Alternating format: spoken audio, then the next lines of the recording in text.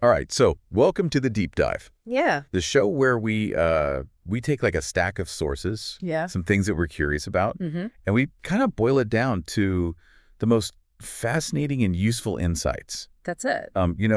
Think of it like an express lane Yeah. to becoming, seriously well-informed. Yeah, like a cheat sheet. Yeah, cheat sheet, Or flashy exactly. stuff, yeah. Yeah, with a few surprises thrown in, of course, just to keep things interesting. Right. So we're here to make sense of those sometimes really complicated sources and really highlight what's actually going to matter to you, Yeah, help you connect the dots, and hopefully give you those nice little aha moments exactly. without you having to do all the reading and research. Exactly. We do it for you. And today we're going deep into the world of Neville Goddard, Yes. focusing on his lecture from May 10th, 1968, called North of the Strip. Right. And for those who maybe aren't familiar with Neville, he was a really fascinating teacher, and he focused on the power of imagination. And his whole premise was that God isn't this external dude, but is actually imagination itself. Yeah. And he believed that we are all, at our core, imagination as well, Wow. which means we're all creators. Okay. Yeah. So the idea here is that life isn't something that just happens to us. Right. It's actually a manifestation of what we imagine. Okay. So this reality that we experience, as solid as it feels, Yeah. is really just a world made of imagination. Wow. Okay. So in this talk, North of the Strip, Neville actually brings this to life through some really interesting stories. Real world examples, yeah. Yeah. Yeah. And so in this deep dive, we really want to kind of go through these case histories with you, our listener, Yeah, absolutely. and hopefully maybe inspire you to test out some of these principles in your own life. Exactly. Okay, so let's dive into the first story. This one's about a woman and her husband who were trying to sell their house and find a bigger one. Wow. And what was interesting to me was that the wife, she kind of had this understanding about selling their current home. She had a feeling about it. Yeah. And what I thought was really interesting was that she had, bought and sold property before. Right. So she had this deep knowing that their current house wasn't going to sell until she mentally, I guess, moved out. Right. Like she, as she put it, stopped sleeping in the house in her mind. Okay. And I think that speaks to a much deeper, more intimate connection, even an imaginative connection she had to her living space. Yeah, absolutely. And so, even though she had this knowing, she still went through kind of the whole conventional motions. Yeah. So for 4 months, they had real estate agents, trying to find a buyer and nothing. Yeah. No dice. No dice. I think it's interesting, though, because it shows you that sometimes taking action isn't enough. Right. There has to be this inner alignment as well. Yes. The husband was doing all the right things. Yes. But she understood that something else was at play. And the Yeah. fact that the realtors gave up after 4 months just shows you how stuck they were. Right. Yeah. So at this point, they decide, okay, we really want to upscale. Mm-hmm. We want a house with 2 units. Okay. One for them, one for the wife's mother and aunt, so they could all be together but still have their own space Right. and keep everything on one tax bill. Smart. And crucially, they wanted to be north of the Strip. Ah, prime real estate. Yeah. And it wasn't just any 2-unit place. They wanted 2 separate living rooms within this, like one house. Okay. They wanted privacy from the neighbors. Mm-hmm. Oh, and they had a lot of pets. Okay, how many are we talking? 10 cats, 3 dogs, and a parakeet. Wow, that's a full house. Yeah. Sounds like quite the challenge for any real estate agent. Yeah, it does sound pretty challenging, yeah. And the reaction from the agents was pretty interesting. So what, did they just start laughing? Yeah, pretty much. Mm-hmm. Like laughter, kind of pity. Oh, no. Saying that this kind of place just doesn't exist in that area at their price point anyway. So basically impossible. Yeah, pretty much. And then to add to it, the wife mentions she wants the entire interior to be paneled. Okay, so now they're really thinking she's lost it. Yeah, pretty much. They're like, this is never going to happen. Right. But here's the thing. Instead of being discouraged by all this, the negativity, the reality, as the agent saw it, the wife, she starts to focus inward. Okay. Interesting. So what does she do? She starts to mentally live in this new house. Okay. She starts sleeping there in her mind. So even though she's not physically there, she's creating that experience in her imagination. Exactly. She's embodying the feeling of already having what she wants. Okay, I like this. It's like she's already living the dream. Exactly, yeah. This reminds me of something Neville said. He said that our inner state of being is what shapes our reality. Yeah, absolutely. So she's not just wishing for it. She's actually feeling it as if it's already done. Exactly, yeah. And then things take a turn. Out of the blue, one of the agents mentions a place on King's Road. Wait, isn't that the exact area they wanted? Yeah, it is. But the other agent immediately shoots it down, says the owner would never agree to split up the land. Oh man, that's gotta be frustrating. Like, there it is, but it's just out of reach. Right, exactly. But the wife's response is interesting. She says, then let's go see it for laughs. For laughs. Yeah. That's interesting. It's like she's not attached to the outcome. Yeah. She's just curious to see what's there. Yeah, exactly. Almost like she knows something they don't. Yeah. And so they go to see it, and it's incredible. The house is huge. It's got this 25-foot redwood paneled room. Wait, paneled? Yeah, paneled. No way. 2 acres of land. Wow. And it was laid out like 2 separate houses under one roof. So they get the privacy, and they can be close to family all in one. Yeah, and the redwood paneling. It's like she conjured it up with her mind. Yeah, it really is. And then there's this moment where the wife is standing on the balcony, looking down into the living room. And she pictures her husband down there by the fireplace with this look of, like, total satisfaction on his face. That's such a powerful image. It's like she's locking in that feeling of contentment right then and there. Yeah, and I think this is where we start to see the Western Gate concept, even though Neville doesn't explicitly mention it here. The way she's engaging her senses, seeing her husband's happy face. It's like she's making it real in her mind. Exactly. And so even though the agents are still hesitant, they warn them about the previous owner being difficult and all that. The husband, he insists on making an offer. Wow. So he's feeling it too. Yeah, it seems like it. Like he's picking up on her conviction, even if he doesn't understand the principles behind it. Right. And so that night, the wife continues doing her mental work. She goes to sleep, visualizing herself on that balcony, seeing her husband by the fireplace, and she falls asleep in that state. So she's really committed to this vision. It's not just a fleeting thought. It's a consistent, deliberate practice. Yeah, and Neville talks about this a lot, about falling asleep in the state of the wish fulfilled. Right. He says it's like the most powerful form of prayer. And then, the next day, the phone rings. Okay, I'm on the edge of my seat here. What happens? The agent calls, and guess what? They got the house. They got the house. Oh, wow. The owners agreed to split the property exactly like they wanted. No way. And they got it at their offered price. So everything they envisioned, it all came true. Yeah, pretty much. And the agent, he's just floored. He couldn't believe it. Yeah, because from a logical standpoint, it just didn't make sense. Exactly. But remember their old house? The one they were trying to sell for 4 months. Yeah. So once they mentally moved out of that house, stopped, sleeping there in her mind. Oh, wow. Sold in 4 days.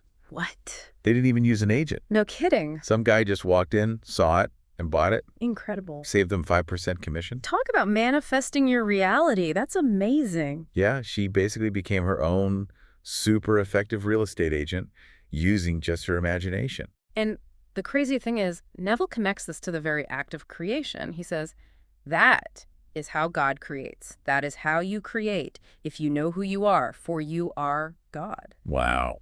It's powerful stuff. It's like he's saying we have that same power within us. Yeah. Okay, so let's move on to the second story. This one's about a doctor who had these growths on his face. And what's interesting about this one is it was a long-distance request for help. Long distance. So the doctor wasn't even in the same room as Neville. Nope. The doctor was in New York. Wow. Okay. And this is where that idea of like no separation in imagination really comes in, right? Yeah, exactly. Neville believed there's no separation or time without consent. So even though they were miles apart, they were still connected in the realm of imagination. Right. So the doctor, he was worried about these growths. Understandably so, yeah. Thought they might be malignant. Mm-hmm. So he reaches out to Neville, asking if anything can be done, even though they're so far apart. So what did Neville say? Well, Neville says, I am not 3,000 miles away, for everything is within me. Wow, that's deep. It's like he's saying that the real action is happening on the inner level. Yeah, and he really emphasizes that this kingdom of heaven, this place of creative power, it's not a physical location. It's a state of consciousness. Exactly. So how did Neville approach this? I mean, how do you help someone who's not even in the same room? So he describes bringing the doctor before him in his imagination. Okay. And he places his hand on the doctor's face. But in his mind, he's feeling smooth, healthy skin. No growths, nothing. Nothing, yeah. And then he pictures them walking together, the doctor moving with the vitality of a well man. So he's completely embodying that reality. Exactly. He's not just hoping for healing, he's experiencing it. That's powerful. So what happened? Did the doctor get better? He did. In a follow-up letter, the doctor reports that the growths are gone. Amazing. He's able to go back to work. And this is key. The doctor himself, he's a medical professional, he believed that this condition was incurable. So this wasn't just like a placebo effect. This was a real, tangible change. Yeah, and it really highlights how, even with physical conditions that seem so fixed, there's always potential for transformation through our inner work. Right. And what's interesting is even if the doctor hadn't experienced this healing, Neville wouldn't have seen it as a failure. Right. He talks about how there are worlds within worlds, and God, which is imagination, can't fail. Yeah, and he really stresses that it's the act of imagining itself that holds the power. Right. It's like he's saying, don't worry about the outcome, just focus on the imaginative act itself. Exactly, and he makes this really important point. If man does not know that he is the cause of the phenomena of his life, then he's forever a victim of circumstances. It's like if we don't own our role as creators, then we're always at the mercy of external forces. Right, exactly. We become puppets instead of puppeteers. Okay, so on to the third story. It's kind of a charming one. It's about a lady and some rose-colored water glasses in a restaurant. Rose-colored water glasses. Yeah, she sees these glasses in a restaurant and wants to buy them. Okay. But when she tries, the waiter and hostess tell her it's impossible. Impossible, why? They say the buyer for the restaurant is really difficult. And the glasses are imported. There's not a lot of them. So, logically speaking, it's a dead end. Pretty much. Yeah. But she doesn't let that stop her.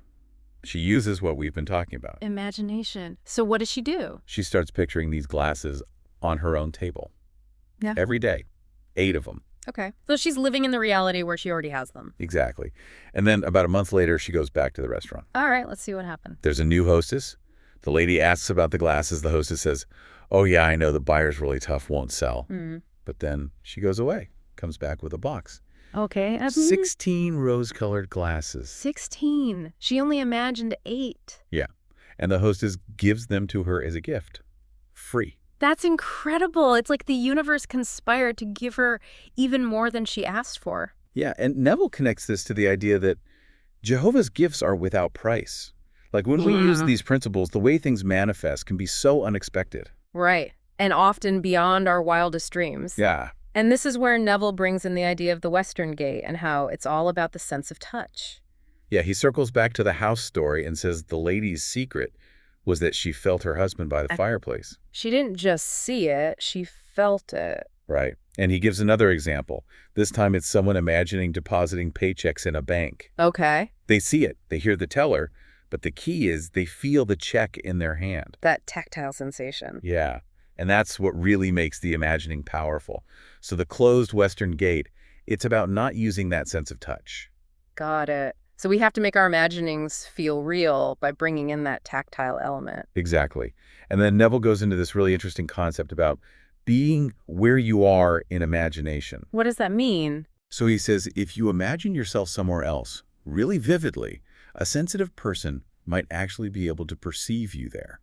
Whoa, that's trippy. Like you're not physically there, but your imaginative presence is so strong that it can be felt. Yeah. And the takeaway for us is, if we live in that desired state in our mind, the outer world will eventually catch up. So it's about consistency. It's about really dwelling in that imagined reality. Yeah. And he even gives some practical examples, like if you want someone at your work to act differently, start by imagining them acting the way you want. So we can use this for all sorts of things, not just big life changes. Exactly. So what about the Bible? How does Neville connect all this to Scripture? Well, he talks about the concept of being born from above. He says it's not a literal physical birth. Yeah. It's the birth of the spiritual man. Which is imagination. Yeah. And he sees the Bible as a metaphorical text, speaking to these, inner psychological truths. Okay, I like that. He's not taking it literally. He's looking for the deeper meaning. Exactly. Yeah. And then he makes this really powerful statement. Everything depends upon the activity in man. And he writes man in all caps, right? Yeah. What does he mean by that? He's talking about the universal human consciousness, which is God, which is also our own imagination. Okay. And he says, the outer world is a shadow. a reflection of the activity that goes on within man. So everything we see around us is just a projection of what's happening within. Yeah, and he really urges us, you, our listener, don't dismiss your dreams. Don't limit yourself. Yeah, dream nobly is what he says. And he talks about repentance too, but not in the traditional sense. Right. He redefines it as a change of mind. Okay. And he challenges us to test these principles. Mhm. Experiment. Prove to ourselves that inner change creates outer change. I like that. He's not just saying, take my word for it. He's saying, go try it out for yourself. Exactly. Yeah. And he concludes by reminding us that we are the imagination. Our bodies, they're just a temporary garment. Like a costume we're wearing for a while. Yeah. And he says that by waking up to this truth, we can join this divine society. A society of awakened creators. Exactly. So if we could just boil it all down, what would you say is the key takeaway from this deep dive? I think it's that our imagination is the primary creative force in our lives. And the stories Neville shares, they really illustrate how we can use our imagination to manifest what we want by fully embodying the feeling of the wish fulfilled, as if it's already happening. It's not just about thinking it, it's about feeling it as real. Exactly. So for you, listening right now, what is it that you truly desire?